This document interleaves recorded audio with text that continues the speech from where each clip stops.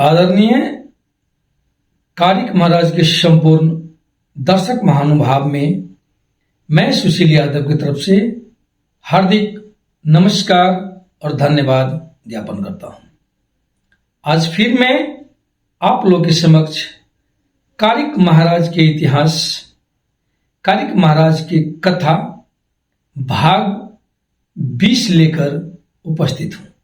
आदरणीय श्रोता महानुभाव, आज के इस वीडियो में जो भी भक्तगण नए हैं उनसे मेरा विनम्र अनुरोध है कि कृपया करके इस वीडियो को लाइक कमेंट करके शेयर जरूर कर दीजिएगा।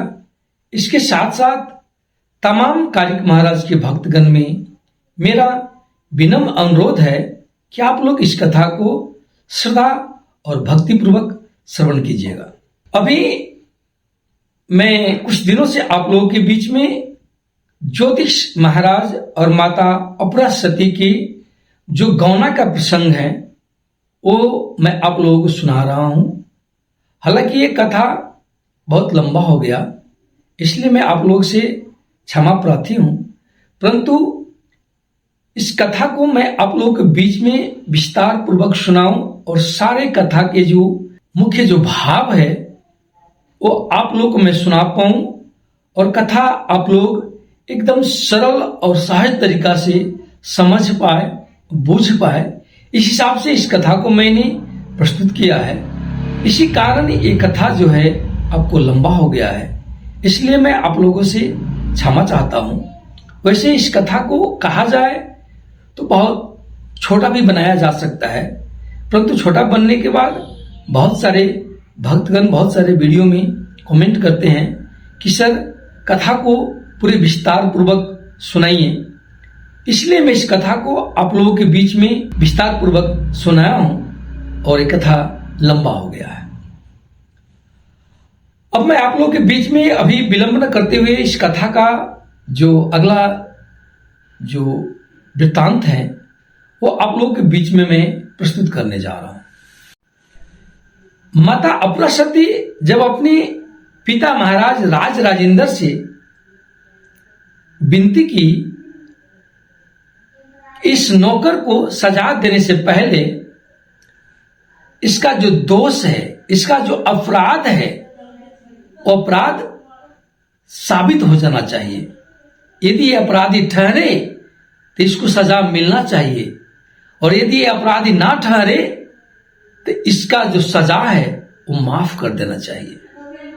जब माता अपरा सती अपने पिता से ये विनती किए, उस समय उस सभा में उपस्थित जितने नागरिक थे, मंत्रीगण, सेना, पुलिस, जो महाराजा के भाई भारदार थे, उस सबको इस जो प्रस्ताव था वो बहुत अच्छा लगा। सबने इस प्रस्ताव को अच्छा कहकर सबने सामूहिक रूप में भी महाराज को सलाह भी दी कि हमारी जो राजकुमारी अपरा सती है उसका प्रस्ताव उचित है। वास्तव में इस नौकर को अपराधी साबित करने से पहले, सजा देने से पहले इसका जो अपराध है, इसका जो दोष है वो साबित यदि हो जाए तो अच्छा रहेगा। हमारे राजकुमारी अपरा सती का जो प्रस्ताव है स्वागत योग्य है। महाराज को भी अच्छा लगा। महाराज भी अपनी पुत्री अपरा सती के और संपूर्ण जो प्रजागण थे सबकी सहमति के आधार पर बाबा ज्योतिष महाराज को वो फांसी के तख्त से उतार के अपने समक्ष उपस्थित कराने के लिए अपने सैनिक को आदेश दे दी। सैनिक भी तत्काल उस समय बाबा ज्योतिष महाराज को उस फांसी के तख्ते से उतारकर महाराज के समक्ष पेश कर दिए। उसी समय पुनः माता अपरा सती अपने पिताजी से विनती की कि हे पिताजी, किसी भी देश का, किसी भी नगर का जो राजा होता है वो पिता के तुल्य होता है। सारे प्रजागण, सारे सैनिक, सारे जो दास दासी नौकर जो जितने उस नगर में रहता है वो सब उस महाराज के बच्चा के, महाराज के पुत्र और पुत्र के ही समान होता है। इसलिए एक महाराज को सदैव एक पिता के भांति ही अपने प्रजा से व्यवहार करना चाहिए। और हे पिताश्री, एक बात आप और याद कर लीजिए, तीनों लोक में, चारों युग में इस बात को आप मनन कर सकते हैं।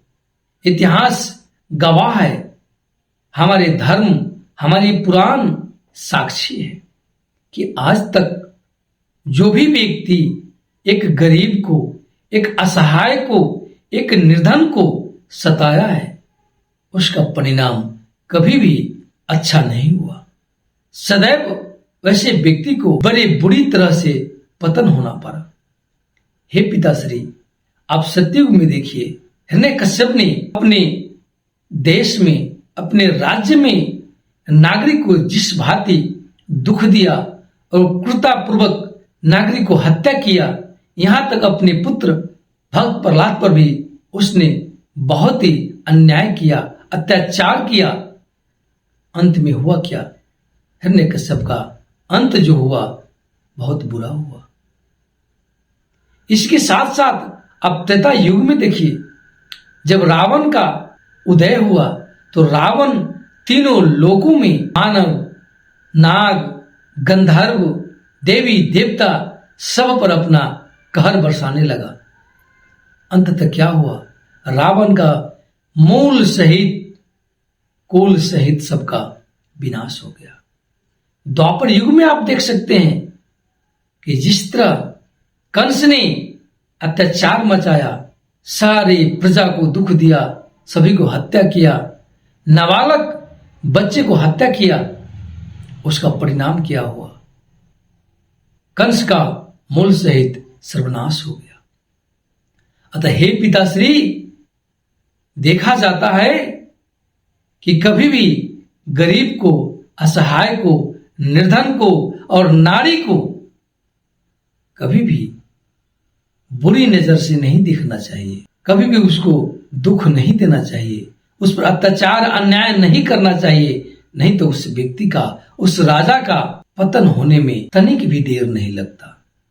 अतः हे पिताश्री, आप उचित न्याय करें और इस नौकर के साथ अन्याय न होने दें। पहले इसका दोष साबित कर दीजिए। महाराजा राज राजेंद्र को यह भी प्रस्ताव बहुत अच्छा लगा। तब महाराज ने नौकर से पूछे, तुम कौन हो? तुम्हारा घर कहां है? तुम्हारा माता पिता का नाम क्या है? और तुम किस उद्देश्य से हमारे इस राज्य में आया था? और किसके कहने पर, किसके उकसाने पर, या कोई और कारण क्या है जिसके कारण तुम, मैं जो अपने जमाता के लिए जो मैं दरबार सजाया था और उस दरबार में जो मैंने एक कुर्सी लगाया था जिस पर तुमने बैठने का दुस्साहस किया, सच सच बताओ कि तुम किसके कहने पर उस कुर्सी पर बैठा? तुम्हें किसने सिखाया? तुम्हें कौन कहा? या क्या कारण है, क्या सोच के तुम उस कुर्सी पर बैठे? इस सारे बात यदि सच सच बता देते हो, यदि तुम निर्दोष हो जाते हो, तो मैं तुम्हें माफ कर दूंगा। यदि तुम दोषी हो ठहरते हो तो मैं तुम्हें मृत्युदंड ही दूंगा। ऐसे कहकर महाराजा राज राजेंद्र बाबा ज्योतिष महाराज से बोले। बाबा ज्योतिष महाराज महाराज के सामने दोनों हाथ जोड़ लिए और बाबा ज्योतिष महाराज की आंखों से अश्रु बह रहा था। बाबा ज्योतिष महाराज हाथ जोड़कर महाराजा राज राजेंद्र से बताएं कि हे महाराज, आप तो वेद की ज्ञाता है, आप तो धर्मपरायण हैं, आप तो सब जानते हैं, मैं आपको बता दूं कि हे महाराज, एक समय की बात है जब तुलसी जी महाराज चित्रकूट के घाट पर बैठकर भगवान श्री राम का प्रतीक्षा कर रहे थे, उनका भजन कर रहे थे और नित्य उस घाट पर बैठकर, चित्रकूट के घाट पर एक पत्थर पर चंदन रगड़ते थे और बहुत सारे साधु संत आते थे और वो चंदन का तिलक लगाते थे। और उसी साधु की भीड़ में प्रतिदिन तुलसीदास के घिसे हुए चंदन भगवान राम, भगवान लक्ष्मण भी चंदन से तिलक लगाते थे। हर रोज भगवान राम चित्रकूट पर के घाट पर आकर और तुलसी जी महाराज के हाथ से घिसे हुए चंदन का तिलक लगाते थे और वहां से चले जाते थे। बरसों बीत गया, परंतु तुलसीदास जी महाराज कभी भी भगवान राम को नहीं पहचान पाए और दिन रात भगवान राम की तपस्या करते थे, उनका भजन करते थे, उनका नाम जाप करते थे और ये धैर्य रखकर वहां बैठे थे कि कभी तो भगवान राम आएंगे और मुझे दर्शन देंगे। प्रतिदिन यही करते थे क्योंकि उनको हनुमान जी ने ये बात बताए थे। वर्षों बीत गए लेकिन कभी भी तुलसीदास जी भगवान राम जी को नहीं पहचान पाए। तब जाके हनुमान जी बताएं, चित्रकूट के घाट पर भय संतन की भीड़, तुलसीदास चंदन घिसे तिलक करी राम रघुवीर। तब जाके तुलसीदास जी को एक ज्ञात हुआ कि अरे, हर रोज भगवान मेरे पास आते हैं और तिलक लगा के चले जाते हैं, अब मैं भगवान को कभी पहचान नहीं पाया। इस बात को जब ज्योतिष महाराज ने महाराजा राज राजेंद्र से बताए, उसमें कुछ राज छुपा हुआ था। उनका कहना था कि हे महाराज, आप तो धर्म के ज्ञाता है, वेद के ज्ञाता है। जिस तरह तुलसीदास ने वर्षों वर्ष तक अपने हाथ से घिसे चंदन हर दिन भगवान राम को लगाते थे, परंतु भगवान राम को पहचान नहीं पाए, इसी तरह जिस जमाता की प्रतीक्षा आज आप 12 वर्ष से इस नगरी में कर रहे हैं, वही मैं आपका जमाता 12 वर्ष से आपके घर में, आपके राज्य में, घुड़सार में नौकरी करता आ रहा हूं, परंतु आप लोगों ने मुझे पहचान नहीं पाया। मैं वही हूं जिसका आपको प्रतीक्षा है। मैं वही हूं जिस जमाता के लिए आपने कुर्सी सजाया है। ऐसे भाव छिपाकर, ये प्रश्न नहीं कहें, भाव छिपाकर बाबा ज्योतिष महाराज उनको बताना चाहा, परंतु महाराज नहीं समझ पाए। तब जाके ज्योतिष महाराज ने पुनः कहे कि हे महाराज, मेरा नाम ज्योतिष महाराज है और मेरा घर राजपरौल में पड़ता है। मेरे पिताजी के नाम धर्मराज है और माता जी का नाम धर्माशक्ति है। मेरे बाबा का नाम बाबा सिद्धनाथ है।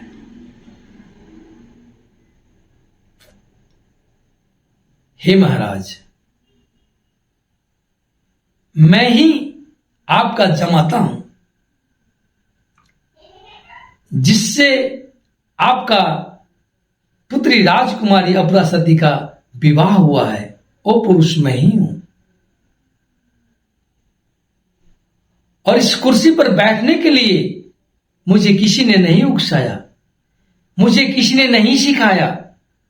जब 12 वर्ष बीत गया और जब आपका प्रतीक्षा का घड़ी समाप्त हो गया और आप अपने जमाता के लिए जब दरबार सजाएं, अपने जमाता के बैठने के लिए जब कुर्सी सजाएं, तो मुझे पता हुआ और मैं उस कुर्सी पर जाकर बैठ गया। मैं ही आपका वो जमाता हूं। हे पिताश्री, मेरा आपसे विनम्र विनती है कि कृपया करके आप अपनी पुत्री राजकुमारी अपरा सती और मेरे धर्म पत्नी अपरा सती को मुझे दुरागमन करके यहां से पठा दे। मैं आपके दरबार में आज अपनी धर्म पत्नी का गौना मांगने आया हूं, दुरागमन कराने आया हूं।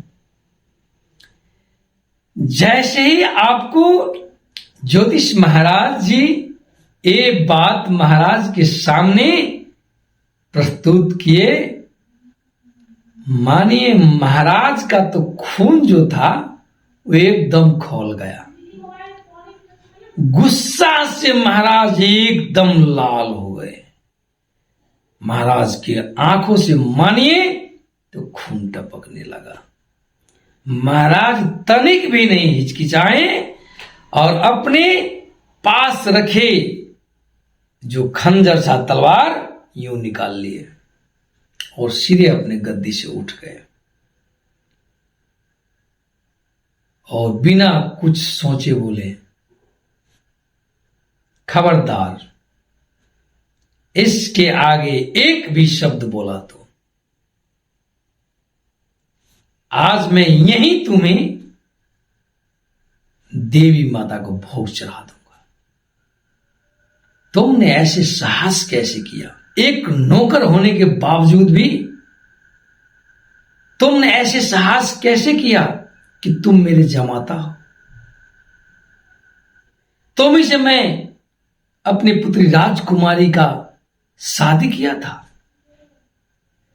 अरे गद्दार, अपराधी, अब तो तुम्हें माफी नहीं दिया जा सकता, एक पल भी नहीं दिया जा सकता।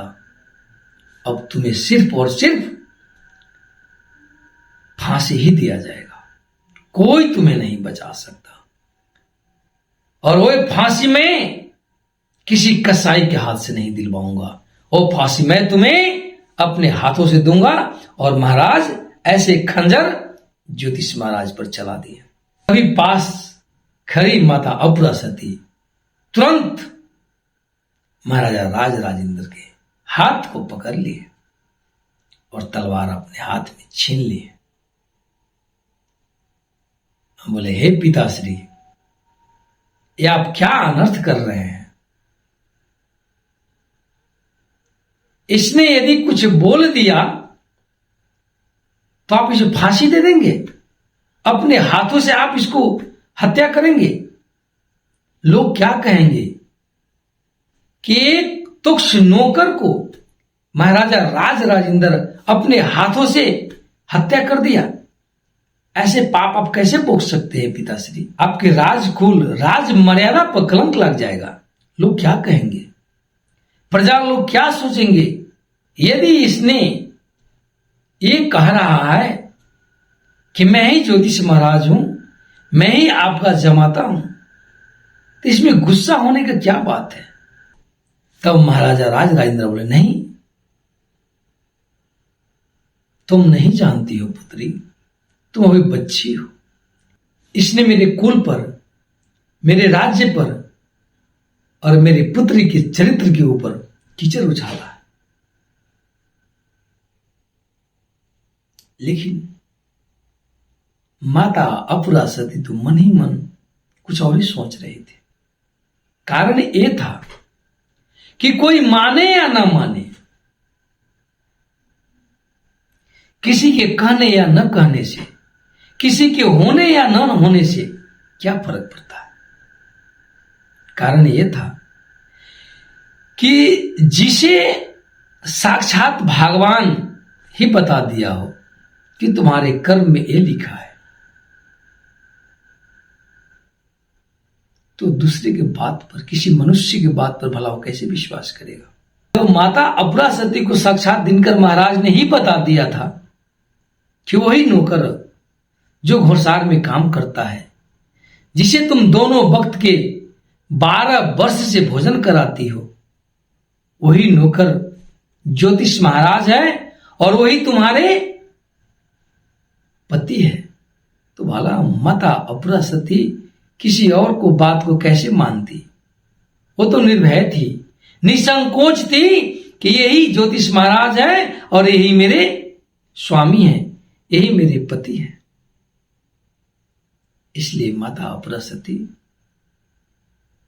बोली तो कुछ नहीं, परंतु महाराज से पूछे, फिर बोले कि ठीक है, यदि आपका कहना है कि ये झूठ बोल रहा है